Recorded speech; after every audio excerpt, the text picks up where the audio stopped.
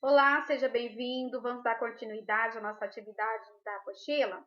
Agora, lá na questão 11, na página 62, acompanha comigo aí. Encontramos também um menino propício a erros. Ele parece não ter muita noção de medidas, como relata o poeta brasileiro Manuel de Barros, que inspirou a poesia de Mia Couto. O poema diz assim: O muro. O menino contou que o muro da casa dele era da altura de 2 andorinhas. Havia um pomar do outro lado do muro. Mas o que intrigava mesmo mais a nossa atenção principal era a altura do muro, que seria de 2 andorinhas. Depois o garoto explicou: se o muro tivesse 2 metros de altura, qualquer ladrão pulava, mas a altura de 2 andorinhas nenhum ladrão pulava. Isso era. O que você acha que o menino quis dizer a altura de 2 andorinhas? Porque 2 andorinhas de asinhas abertas vai dar o que isso? Essa altura? É claro que o ladrão iria pular. Quando ele falava de altura de 2 andorinhas, é porque ele via as andorinhas voando lá no alto. Então, se o muro fosse realmente daquela altura, nenhum ladrão pularia, né? Na questão 12, está pedindo para você fazer a leitura minuciosa aí do texto, né? Então, faça, releia antes de fazer a atividade. Na número 13, você vai fazer a verificação das rimas desse poema e também da métrica e estrofação. Isso é conteúdo lá do ano passado. Eu quero saber quem é que lembra desse conteúdo.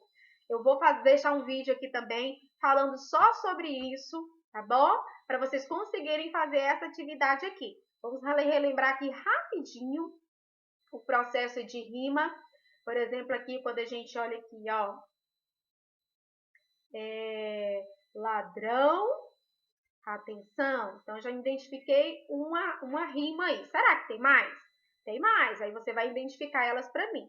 Além de identificar onde e quais são as rimas, vocês também vão fazer isso aqui, ó. Contar quantos versos tem. Vamos contar? 1, 2, 3, 4, 5, 6, 7, 8, 9, 10, 11,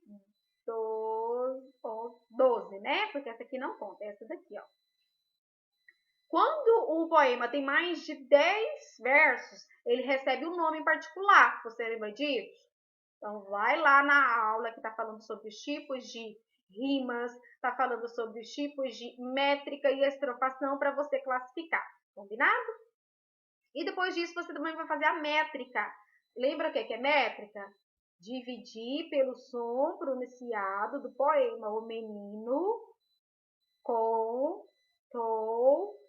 que o muro da casa dele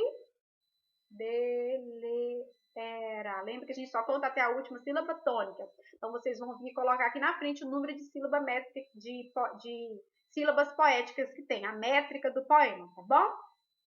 Eu vou colocar esse exemplo, vou fazer a métrica dele para vocês acompanharem na outra aula, tá? Então, não deixe de assistir, ok? Então, vamos seguir.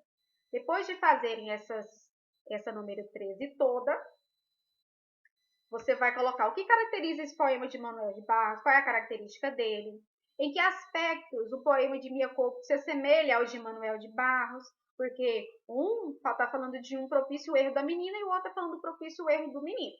14. Vamos reler esse verso. Mas o que integrava mesmo mais a nossa atenção principal era a altura do muro. A palavra principal é um adjetivo que provoca estranhamento porque esperamos uma forma adverbial. Por quê? Experimente substituí-la pelo advérbio correspondente e comente o resultado com os colegas. Por exemplo, o que poderia colocar em principal? Mas o que entregava mesmo mais a nossa atenção? Que outra expressão eu posso colocar no lugar de principal? Tá? Você vai substituir aí. 15. Ao ler o poema de Angolano, de Onde Jacques, o leitor se pergunta: que língua portuguesa é essa? Descubra lendo Prendizagem. Prendizagem. O que será isso? Releia o poema com toda atenção, tá? Para fazer a atividade aí. Não dá tempo da tia ler tudo que tem na apostila com vocês, infelizmente, aqui pelo vídeo. Mas o que você acha que significa prendizagem? Será que vem de aprendizagem, de aprender? Você vai ler o poema e depois analisar comigo. Essa 17 aqui, a 16, vocês não precisam fazer, tá? 17. Nesse poema são criadas imagens que se voltam sobre si mesmas. Veja como isso acontece no primeiro verso. O tomate avermelha mundos. O que significa avermelhar mundos? Mostra que você captou a formação de construção do poema e cria uma ou mais imagens para o verso Folha é parede verde. Se você fosse criar uma imagem que simbolizasse esse verso, folha é parede verde? Como assim parede verde? Parede verde para quem? Ah, parede verde para os insetos, né? Pode ser interpretado dessa forma. Então, você vai criar essa imagem aqui e criar um neologismo, tá? Uma palavra nova juntando parede com verde aí para mim, tá bom?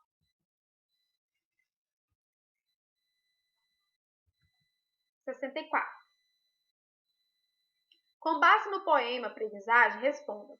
O poema é constituído por metáforas. Lembra? Metáforas são figuras de linguagens e a gente faz uma comparação implícita. Escolha um verso desse poema e traduza para os seus colegas, traduzindo aí. Então, escolha um verso que tem metáfora lá do poema e faça a reescrita aqui, deixando explícito essa comparação. Letra B. Apenas um dos versos do poema não está em ordem direta, isto é, não apresenta a estrutura sujeito mais predicado. Identifica que verso é esse e você vai reescrever mudando a sua ordem. Por exemplo, se eu dissesse assim, bonita menina, tem uma ordem diferente, porque geralmente a gente fala o substantivo para depois o adjetivo, certo? Então, você vai fazer a inversão disso aí.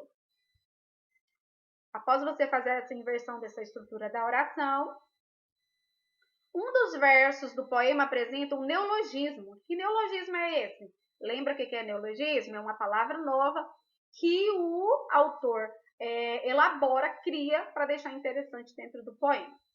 D. Uma expressão se repete ao longo do texto. Que expressão que é repetida lá? Qual é a intenção do autor quando a gente faz a repetição? Lembrando que no poema, repetições é sempre intencional. Alguns versos do texto iniciam sem artigo. Cite ao menos 2 exemplos. Em que sentido a exclusão do artigo definido contribui para o poema? Então, você vai identificar lá quais os versos que isso acontece e vai explicar qual a possível causa desse sentido do autor ter escolhido não colocar um pronome para definir essa palavra. Lembrando que quando a gente coloca o pronome, a gente define. 19. O eu lírico conclui o poema resumindo o propósito da composição poética, que é trazer o quê? Assinale a afirmativa verdadeira. O título condensa todo o poema em si, revelando a preocupação do autor em reinventar a linguagem popular, uma variante auspiciosa do português lusitano. Propõe outro título para esse poema, que seja bem criativo, ok? 21.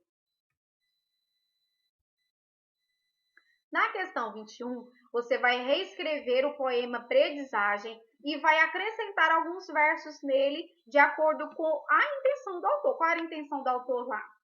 O que ele traz que você pode acrescentar? Então, tem que ser bem interpretado o poema para que você faça a introdução dos versos adequadamente, tá? Se você tem dificuldade de interpretar esse verso aí, pode me procurar que eu vou auxiliar vocês, tá bom?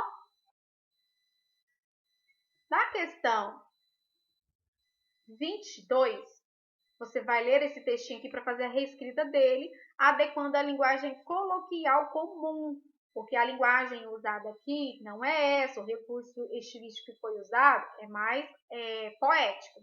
Então, você vai fazer a transcrição desse trecho aqui do lado, transformando em linguagem coloquial, que é que você usa no dia a dia.